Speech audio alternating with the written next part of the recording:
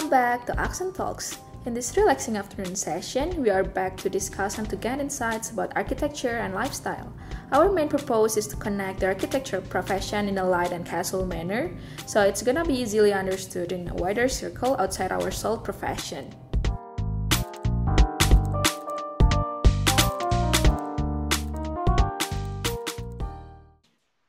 Oke, terima kasih teman-teman sudah gabung di Accent Talks. Jadi saya buka, Accent Talks itu adalah podcast mingguan teman-teman yang berperan sebagai ruang diskusi dalam memperluas pandangan mengenai dunia arsitektur atau desain dalam kegiatan sehari-hari. Tujuan utamanya adalah menghubungkan profesi arsitektur dan desain dalam kehidupan sehari-hari dengan obrolan ringan dan kasual, mudah dimengerti oleh lingkungan luar yang lebih luas.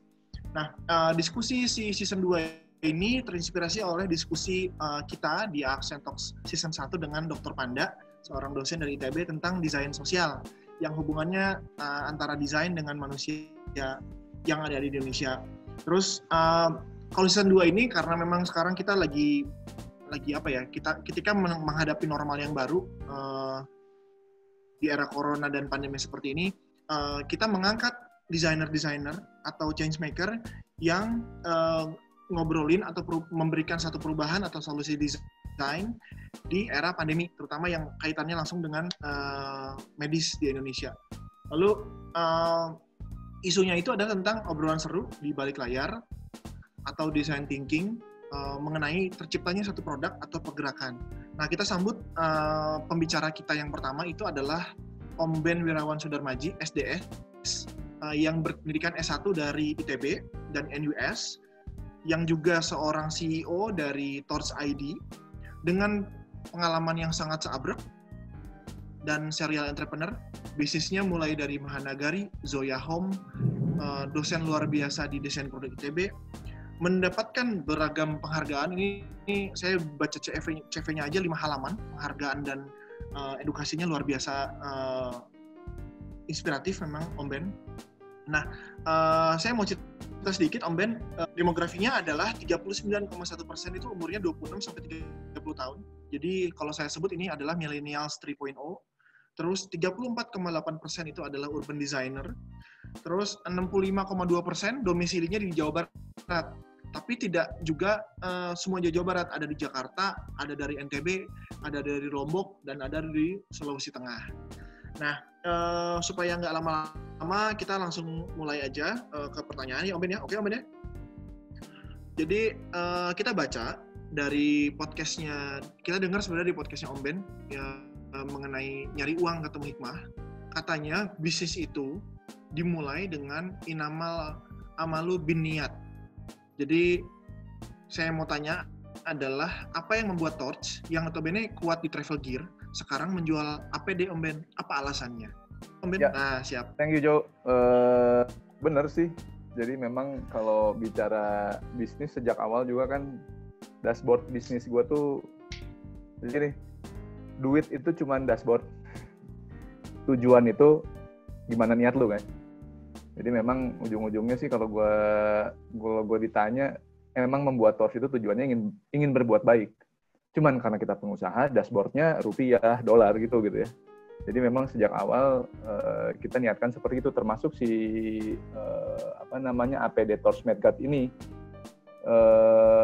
Awalnya memang ngebantu ada teman gua, dokter di rumah sakit, yang dia kesulitan mendapatkan suplai APD, coverall, sama barcode yang kualitasnya bagus, karena ternyata dia banyak dapat drop dari banyak lembaga-lembaga donor, bahkan dari pemerintah.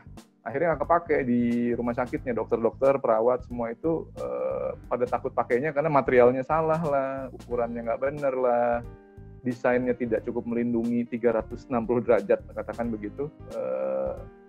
Dan dia kemudian minta sama Torch, karena dia tahu kalau Torch biasa produksi tas, jaket, kayak gitu-gitu untuk kepentingan yang agak standarnya agak tinggi kan, karena kita pakainya untuk travel sama outdoor kan.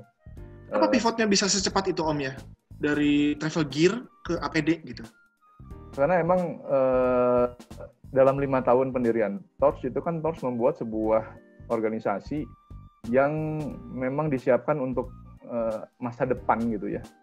Dia organisasinya sangat lean, sangat ramping, tapi networknya sangat luas. Jadi kalau kita bicara kan katanya perusahaan-perusahaan masa depan itu bukan perusahaan-perusahaan yang pegawainya banyak, tapi perusahaan-perusahaan yang partnernya banyak. Oke. Jadi interdependensi. Betul. Jadi memang kalau bicara TORCH yang kita kembangkan kualitas sumber daya manusia di dalam, bukan quantity, tapi kualitas yang paling utama. Kalau ngomongin quantity adalah quantity network.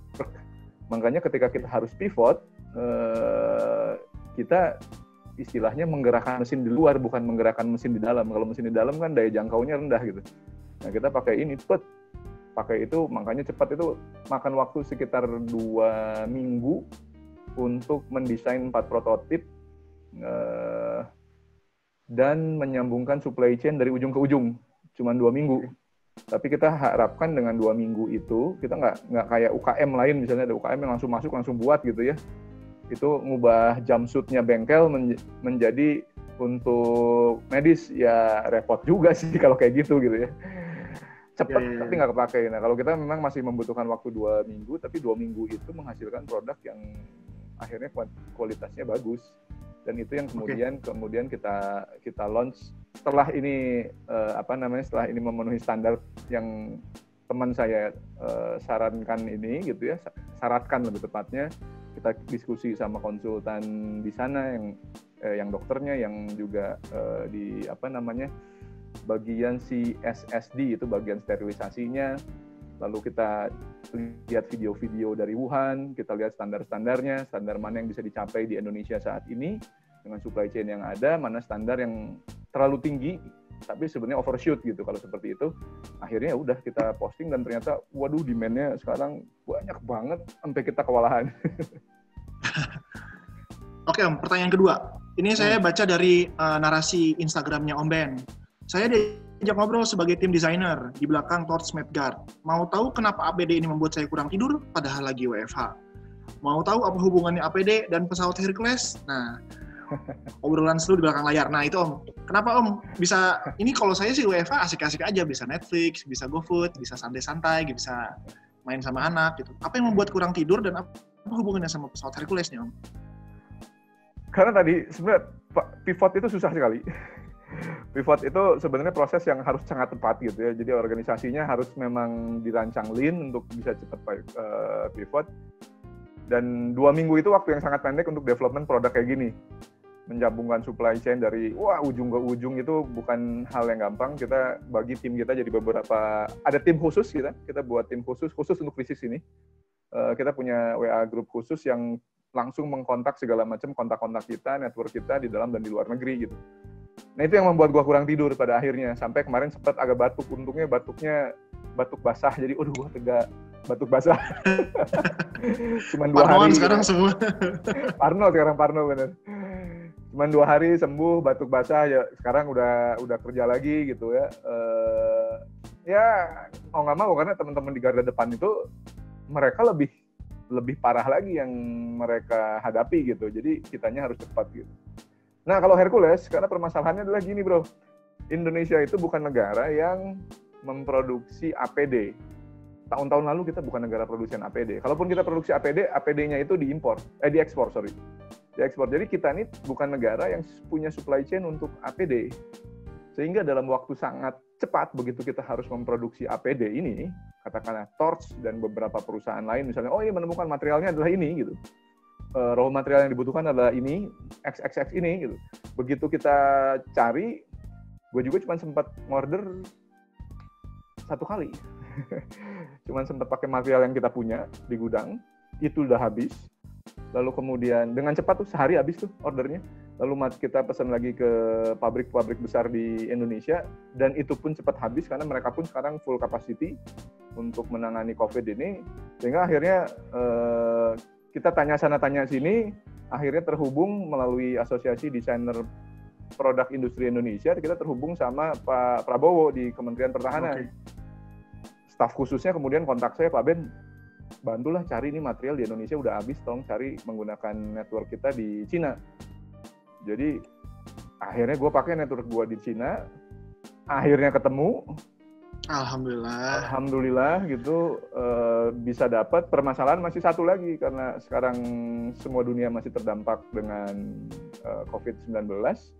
Sistem logistik itu kan agak crippled ya. Pengiriman juga lama.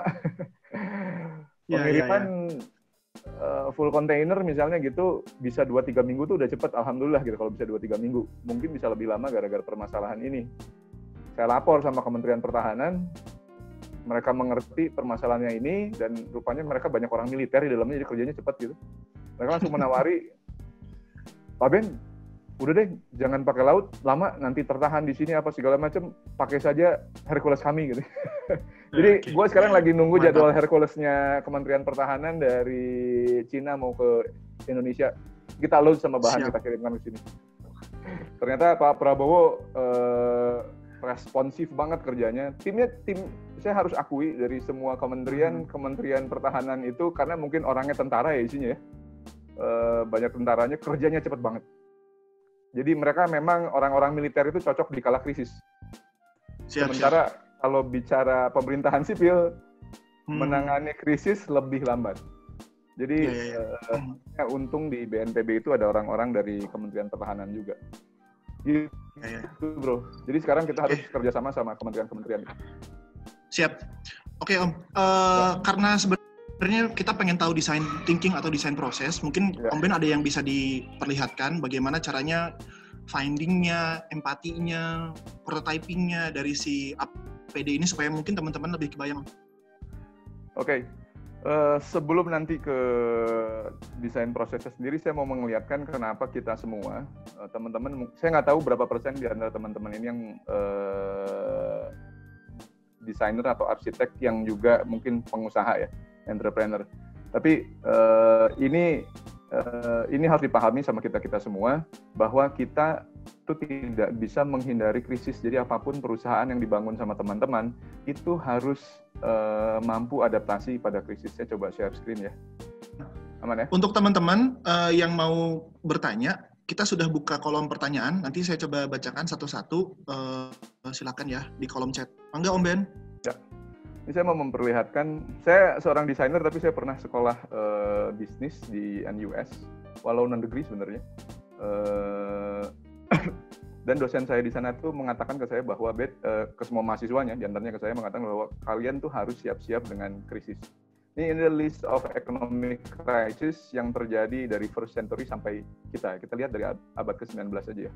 1920-an, 1929 itu ada Great Depression. Kita mungkin nggak ngerasain, gua aja nggak ngerasain. Ini masih zamannya kakek gua nih. Ini economic crisis tahun 29. Tahun 79 itu ada krisis lagi, krisis minyak waktu itu. Krisis energi. Sampai dunia kekurangan energi, harga minyak naik nggak karuan. Ini jaraknya 50 tahun. Dari tahun 79 ke 97, ini gua ngalamin kalau yang 97 nih. Ini Asian financial crisis. Dulu dolar itu dari 2.500 sempat loncat ke 17.000 waktu itu. Dan kerasa banget susahnya hidup pada saat itu.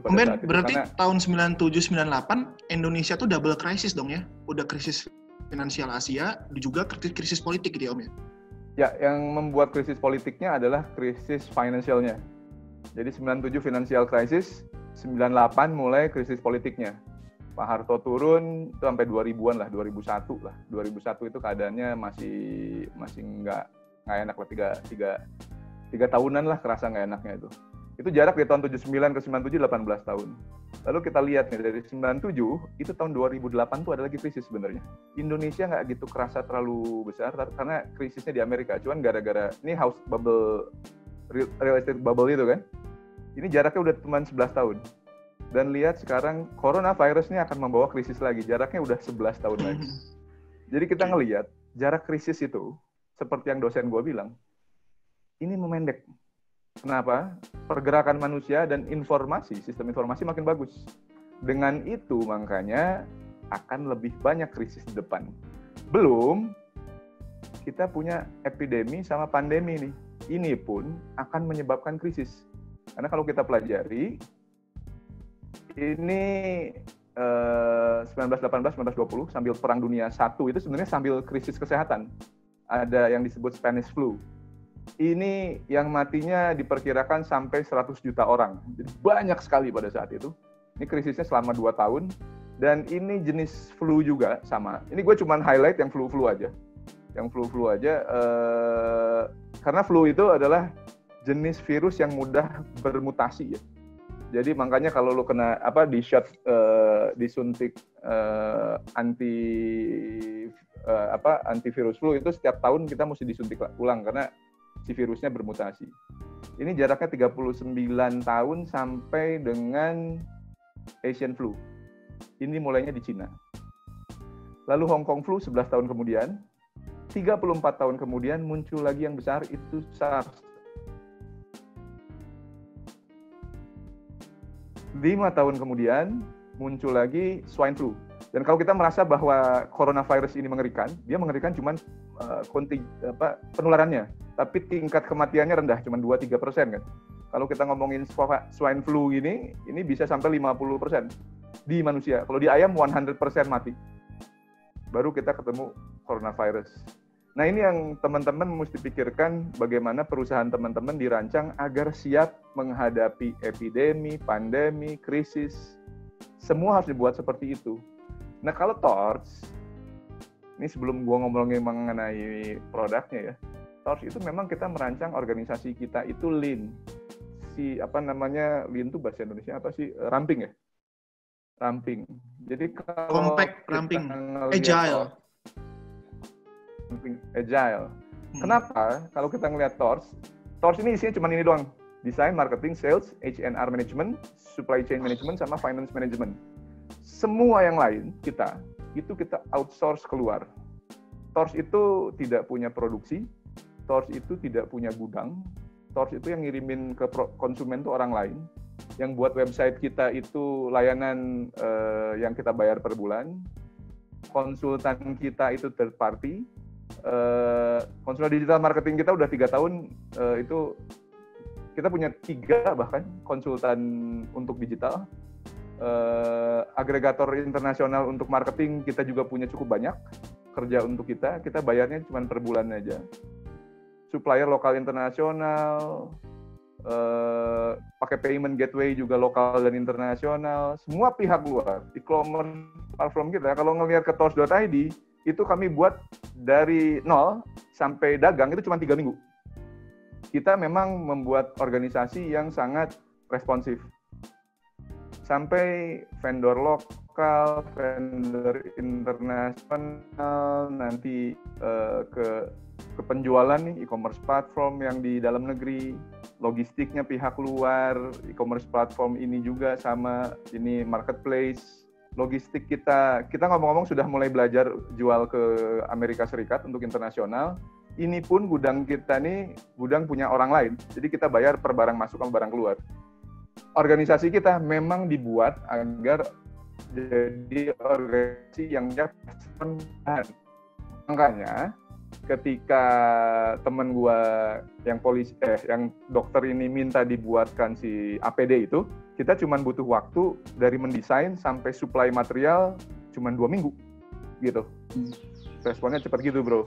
Basicnya kan Om Ben itu adalah desainer produk, Om. Suka gatal nggak sih antara, gue tuh CEO, tapi gue pengen juga nge-sketsa gitu. Bagaimana membatasi atau malah, gue terjun aja semua di desain gue gitu.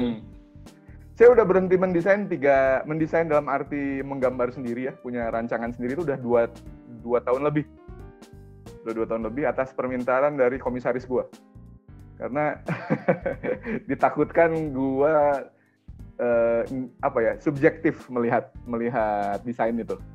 Jadi sekarang gue terlibat dalam desain itu nggak pernah ngegambar sendiri, tapi dalam setiap proses pasti terlibat. Kayak ambil contohnya video yang kemarin itu kan gue sendiri jadi modelnya. Iya. Om Ben, ini kan Om Ben kalau saya sebenarnya WFH dalam waktu 3 minggu ini menikmati ya, bisa Netflix, bisa Gojek setiap saat gitu ya. Tapi Om Ben bilang bahwa WFH-nya Om Ben ini malah nggak tidur-tidur. Apa yang terjadi, Om? Masih tidur sih, cuman kurang gitu ya. Ya 3-4 jaman lah gue tidur selama 2 minggu kemarin itu. Karena tadi rumah sakit teman-teman tuh udah teriak-teriak minta cepet. Padahal ngerancangnya sendiri butuh waktu. Jadi itu timnya langsung dua jalan gitu ya. Tim yang merancang sama tim yang menghubungkan supply chain dari ujung ke ujung, memastikan bahwa supply materialnya ada di bulan ini, lalu kemudian nanti siapa yang terima, siapa yang buat protapnya untuk menjahit. Kan menjahitnya juga harus beda, harus pakai harus pakai masker, harus pakai sarung tangan, itu kan dibuat dalam tempo waktu cepat, jadi kita sengaja membuat WA group khusus untuk itu. Cuman karena informasinya harus cepat gitu ya akhirnya dan karena kerja di rumah ya, nyebelinnya kerja di rumah tuh, lu nggak ngerasa ada jam pulang gitu. Emang udah di rumah, nggak kerasa kerja aja terus gitu, tiba-tiba. Sama, gue juga kalau di kantor sih, kalau di rumah general affair, pembantu umum. Nah iya begitu, itu masalahnya itu.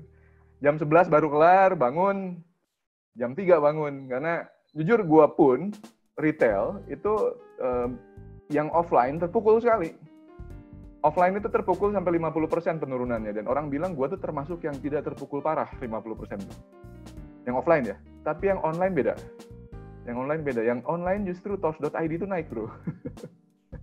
Nah ini, kalau menurut gue ya, yang namanya produk itu bukan hanya keren secara desain. Mungkin Om Ben bagaimana cara memvalidasi si produk-produk ini supaya pas keluar langsung big hit. Om Ben bilang bahwa sebenarnya ini kan ordernya banyak. Berarti kan tervalidasi dengan baik dong secara harga, secara kualitas gitu. Orang mau percaya gitu. Bahkan katanya pesanannya udah ribuan nih. Gimana cara prosesnya Om? Oke, satu, pegang teguh aja apa yang diajarin di sekolah masing-masing. Mengenai design thinking, mengenai apa segala macam, pegang teguh bahwa kita merancang bukan untuk duit. Kita merancang itu harus mempertanggungjawabkan semua desain kita, menjawab semua permasalahan. Kita jawab dengan porsinya masing-masing, mana yang kita jawab dengan maksimal, mana yang kita kompromikan. Nah, gue biasanya menggunakan kanvas strategi ini, bro. Sebentar ya, gue share lagi ya. Ada yang baca buku ini nggak? Blue Ocean Strategy. Nah, yang baca buku itu mungkin tahu mengenai value curve. Ini value curve yang biasa gue nganalisa kalau merancang itu pakai ini. Jadi ini gue ambil contoh, ini nih. Pointersnya kelihatan juga kan ya? Kelihatan Om, aman? Aman ya. Jadi ini kalau ngelihat pakaian pelindung diri nih, APD yang ada di Indonesia sekarang. Ada disposable import, ada APD UKM berbagai macam jenis, yang murah-murah itu ada yang cuma 60.000 loh harganya. Ada yang 80.000, ada yang 100.000, yang 200.000. Ada yang agak bagusan yang 200.000. Lalu Tops Medguard ini kita merancang sendiri. Nah, kita biasanya analisa dia dengan faktor-faktor ini. Oke, harga pertimbangkan, material pertimbangkan, keamanan, komunikasinya seperti apa, kenyamanannya seperti apa, standarnya seperti apa. Lalu kita coba bobotkan dulu produk-produk orang lain yang ada gitu. Ini misalnya nih ya, ini gue bobotkan dari 1 sampai 9 biasanya angkanya. Biasanya ini sama tim. Misalnya kita lihat yang disposable import. Harganya mahal kan, 800 ribuan. Materialnya bagus banget, angkanya poinnya 8. Keamanannya bagus juga 8. Komunikasinya so-so kalau menurut gue, could be better gitu. Kenyamanannya bagus, enak, standarnya tinggi. Cuman dia tidak reusable, dia disposable. Sehingga gue kasih poin 1. Lalu APD UKM nih, UKM yang standar mirip-mirip tuh. Harganya murah banget, materialnya jelek. Keamanannya sangat rendah, komunikasinya buruk. Kalau menurut saya, kenyamanannya nggak terlalu nyaman, standar sangat di bawah. Karena bahkan APD-nya itu bocor gitu ya. Nah, ini sebenarnya masukan ke sini nih. Teman-teman bisa ngeliat ke sini. Ini bisa kita coba seperti ini. Misalnya nih, gue tiru nih ya. Buat aja formula di Excel kayak gini nih, harga 8, material 8, keamanan 8, komunikasi 5, gue tiru yang samping ya. Kenyamanan 7, standar 8, disposability 1. Ini kita dapat kurva nilainya si APD disposable import. Nah, kita bandingkan sama yang UKM. UKM 1, 2. Ini sambil diskusi sama teman-teman biasanya di kantor ya.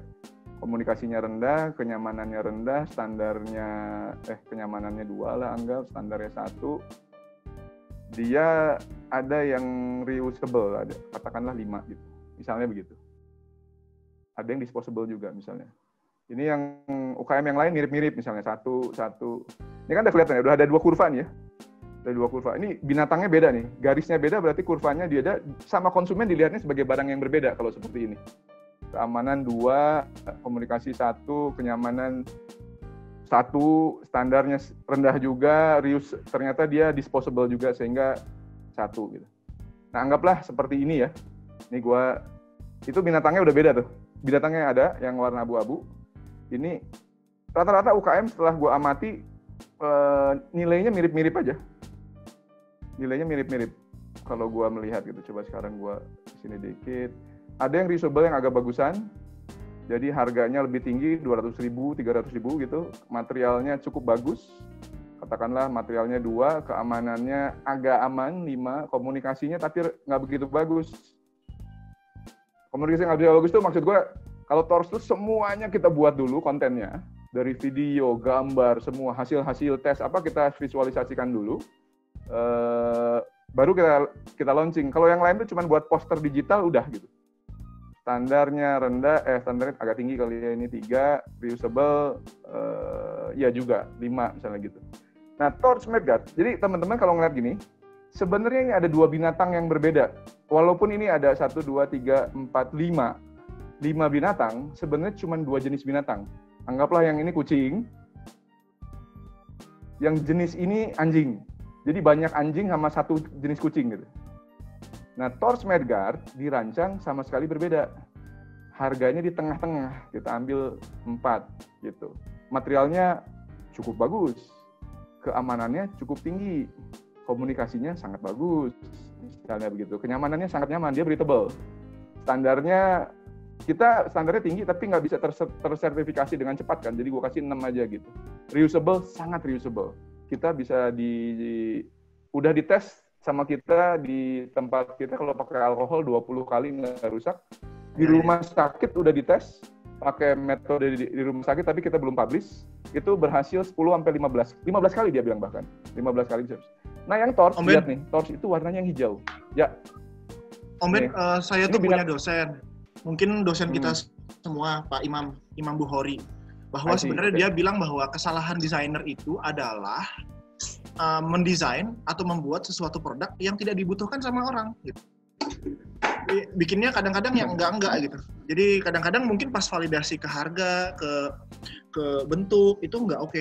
Menurut gua sebagai dokter, kalau gua jadi dokter ya, gua berempati bahwa satu APD karena langka banget, gua nggak boleh kencing, atau bahkan gua dapat info bahwa dokter itu dalam waktu shift 8 jam 6 jam itu malah pakai pampers atau popok supaya kalau pipis dia langsung pipis di sana gitu. Kenapa? Gara-gara APD-nya sangat mudah terkoyak. Jadi kalau udah kebuka repot gitu. Nah, sedangkan iklannya si Torch Medguard ini sambil sholat. Nah, itu gimana cara berpikirnya Om, kok sampai kepikiran sih sampai ke sana gitu? Jadi itu informasi memang sama. Jadi lu sebelum mendesain, jadi gambar tuh belakangan lah. Gambar tuh kita udah jago semua gitu. Merancang, styling, apa segala macam itu pekerjaan yang lu pada kuliah 4-5 tahun udah jago semua. Cuman yang paling penting itu membuat konsep produk seperti ini. Dan konsep produk itu memang seperti Pak Imam Bukhori katakan, satu hal, lu harus dengarkan konsumen lu dan user lu. Siapa yang beli, siapa yang pakai. Yang gue dengar pertama kali adalah yang pakai, usernya. Lalu dari user ini dia kemudian gue minta, oke, boleh nggak gue minta pendapat dengan harganya apa segala macam. Jadi ini memang interview prosesnya, benar-benar sebuah proses seperti itu. Jadi kemudian dia kirimkan segala macam materi-materi, termasuk materi kayak begini nih. Masuk ini di Cina emang cantik-cantik gini ya susternya. Cantik. Yang ngirimin begini yang cantik kayaknya. Jadi gue stop aja. Gue sebenarnya dikirimkan video-video ini, ada beberapa gue dikirimkan 3 video, lalu gue juga dikirimkan standar dari rumah sakit RSHS apa segala macam dari teman gue ini nih Ben, syarat-syaratnya menurut mereka gitu, yang applicable. Jadi gue tidak ngikutin standar Kemenkes, gue ngikutin standar yang dibutuhkan sama dokter, perawat gitu. Kalau gue ngikutin standar Kemenkes, gue overshoot, gue mendesain terlalu tinggi, harganya akan terlalu mahal, produksinya akan terlalu lama gitu. Jadi gue ini benar-benar mendesain berdasarkan permintaan dari usernya dulu, buyersnya gue dengarkan, baru gue bandingkan sama standarnya Kemenkes gitu.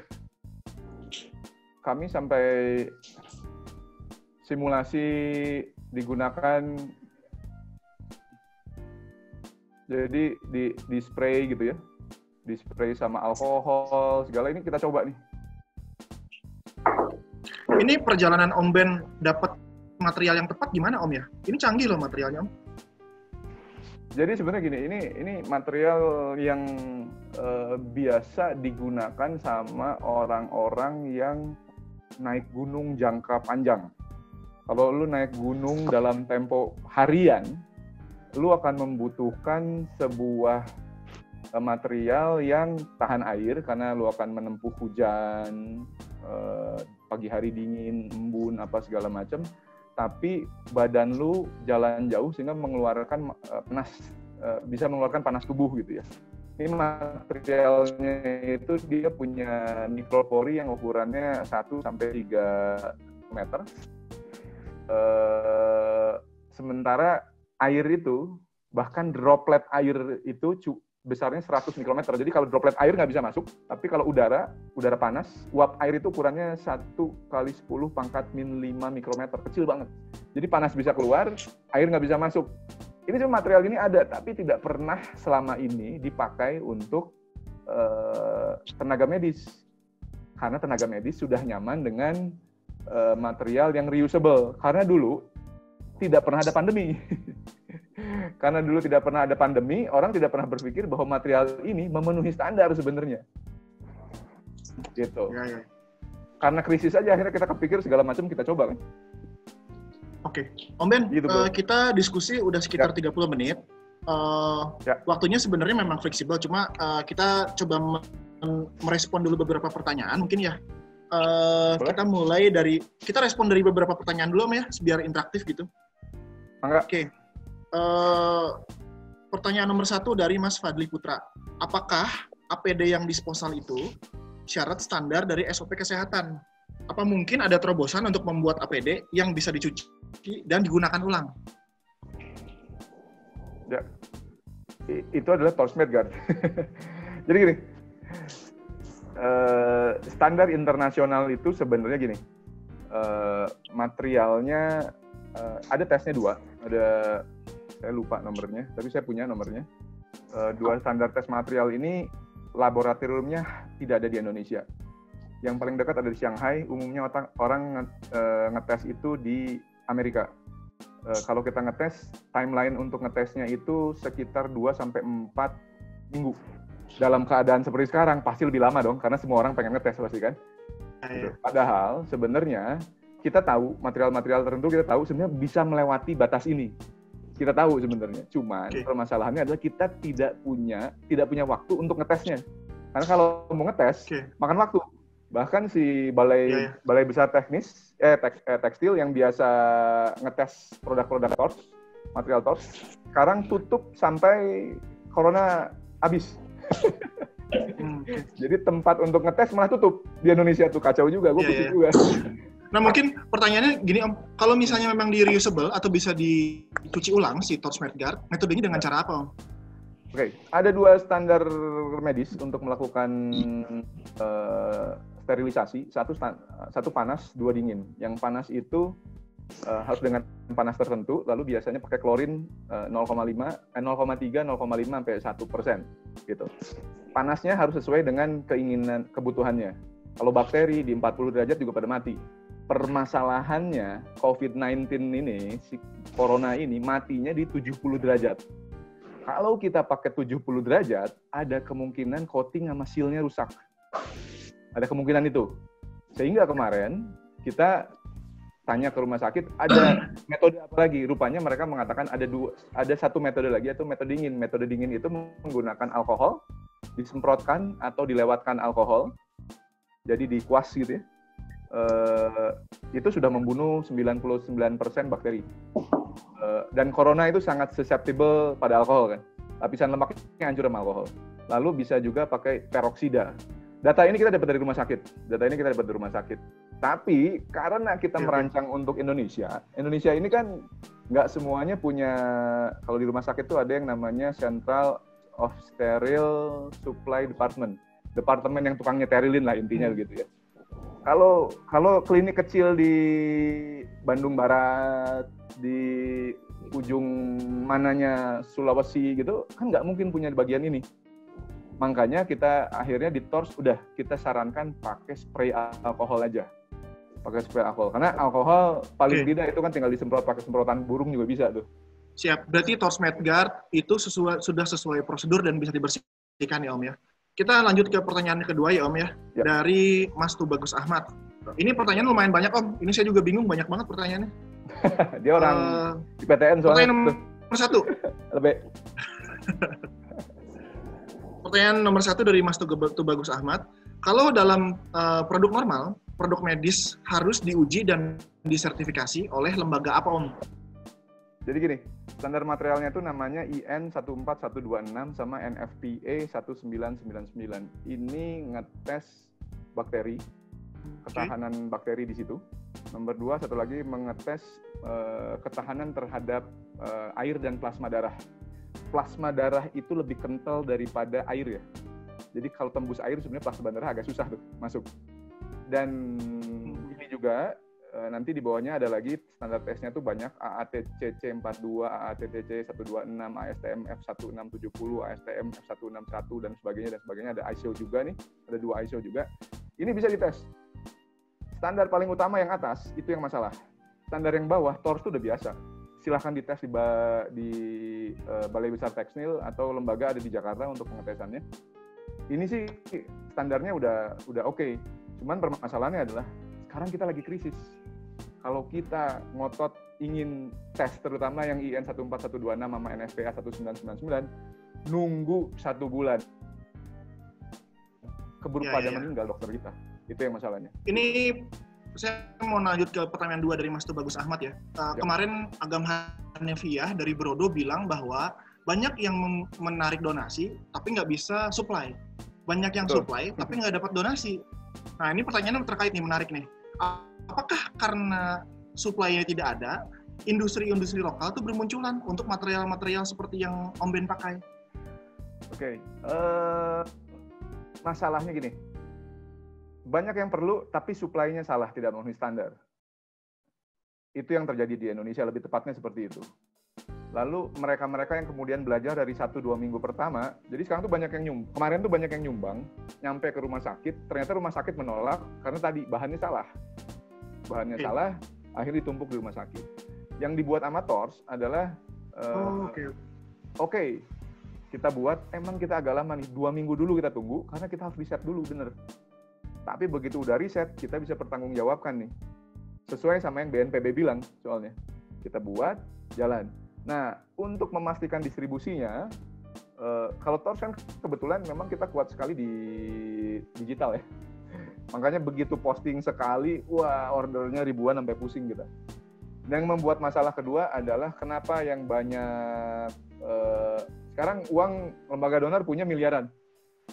Cuman yang bisa produksi hanya sedikit karena keterbatasan material tadi itu. Makanya sampai Kementerian Pertahanan minta bantuan ke TORS untuk supply dari Cina. Oke. Gitu. Itu Pak Prabowo WA gitu apa gimana? Ada pertemuan dengan Aliansi Desainer Produk Industri Indonesia. Oke. ADPII itu kebetulan membawa salah satu produk yang dibawa itu adalah punya TORS gitu. Jadi begitu dibawa ke sana, tahu bagus, dia pesen, lalu dia menyiapkan pesawatnya segala gitu. Oke. Mas Tubagus, aman ya? Pertanyaannya sangat menjawab dari Om Ben. Nambah sedikit. Sekarang kita TORS sudah mulai dikontak sama berbagai macam pihak, donor-donor apa segala macam. Mereka minta kerja sama TORS, jadi TORS yang produksi, mereka yang akan distribusiin, termasuk Tokopedia, termasuk apalagi banyak sekali. Ayo bergerak. Oke. Itu semua jadi sekarang mudah-mudahan dengan kita buat hubungan sama mereka, kita bagi tugas saja siapa yang mendistribusikan, siapa yang memastikan produknya ada supply-nya gitu. Oke, siap. Boleh dilanjut pertanyaannya, Om ya? Dari Mas Pandu Tagalung. Tadi Om Ben bilang Indonesia itu importir APD, tapi saya pernah baca berita tentang Pak Ganjar Pranowo yang lihat packaging APD yang dibeli pemerintah dari Cina itu ternyata made in Indonesia. Gimana tanggapan Om Ben? Oke. Jadi banyak industri besar di Indonesia itu memproduksi bukan untuk pasar Indonesia. Jadi kita untuk industri kuat itu harus ada supply, harus ada industri supply sama industri penjualan, marketing dan sales. Indonesia itu pabrik-pabrik gedenya rata-rata kuat di industri supply, gitu.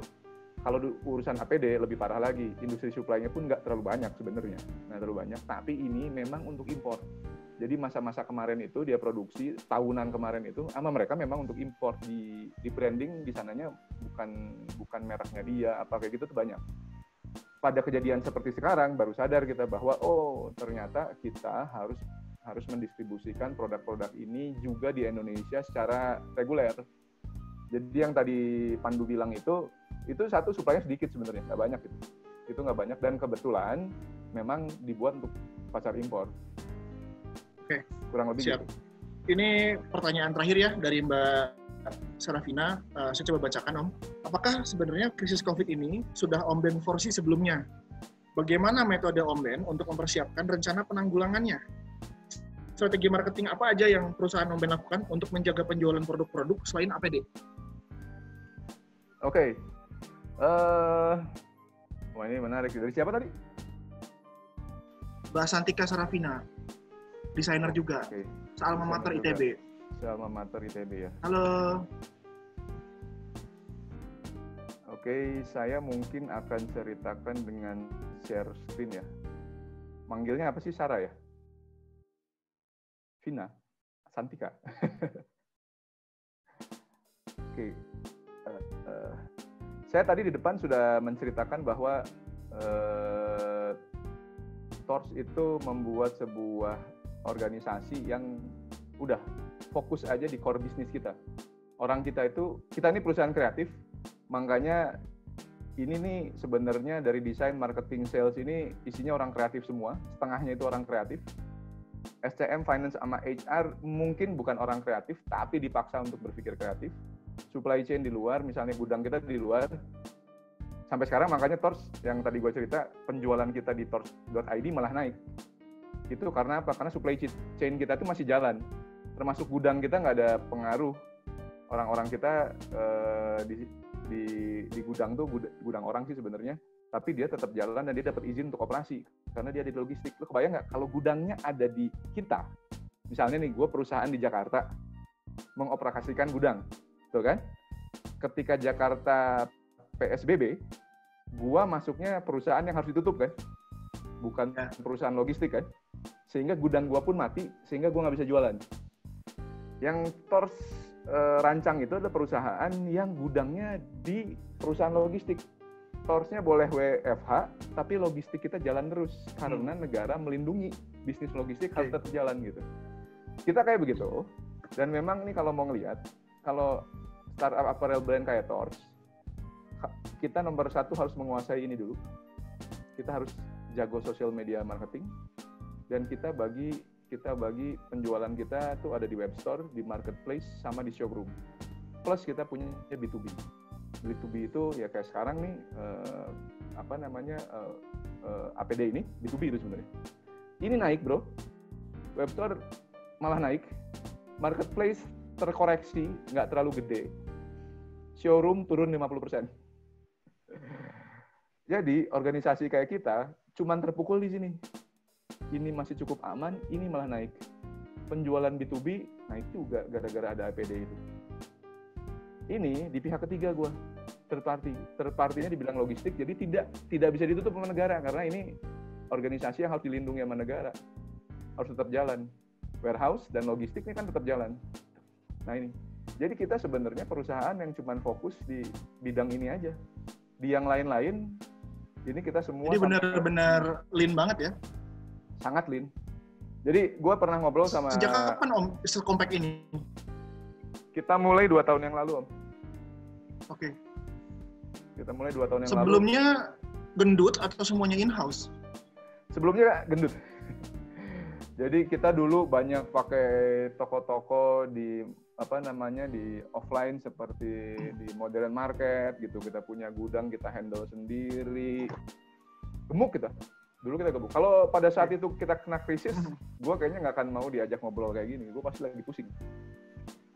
Tapi karena organisasinya dirancang selin mungkin, dan alhamdulillahnya walaupun ini tidak terhindarkan nih, showroom, aduh pusing. Mallnya tutup. Iya. Tapi yang lain-lain ini bisa justru ada yang naik gitu.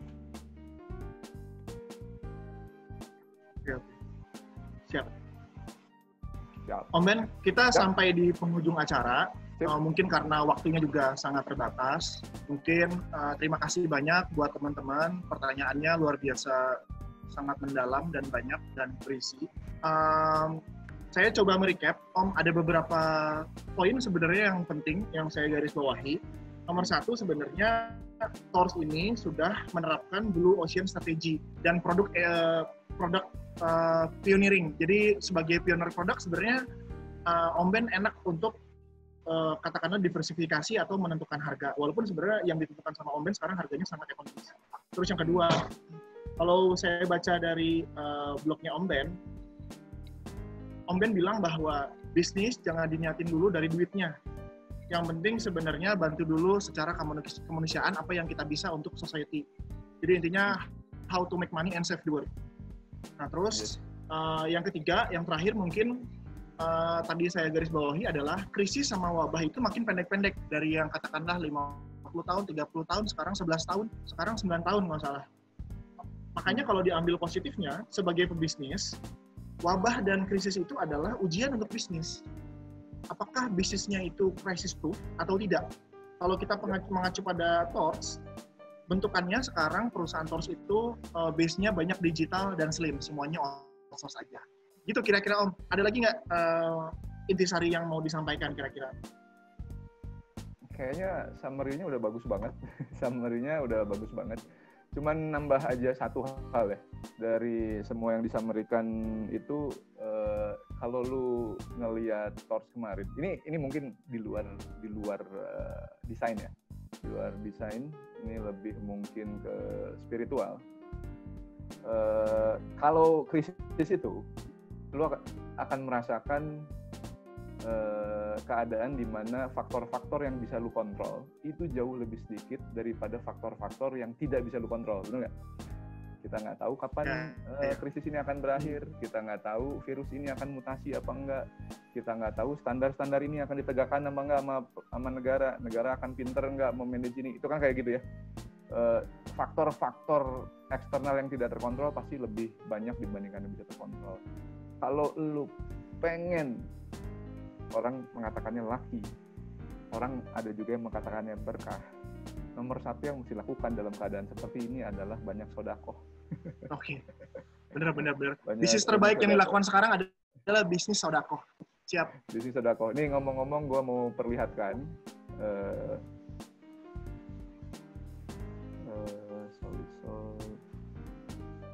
Sedikit aja gue ingin perlihatkan. Jadi sebelum kita menginisiasi Medguard ini, Tors Medguard, keputusan pertama manajemen gue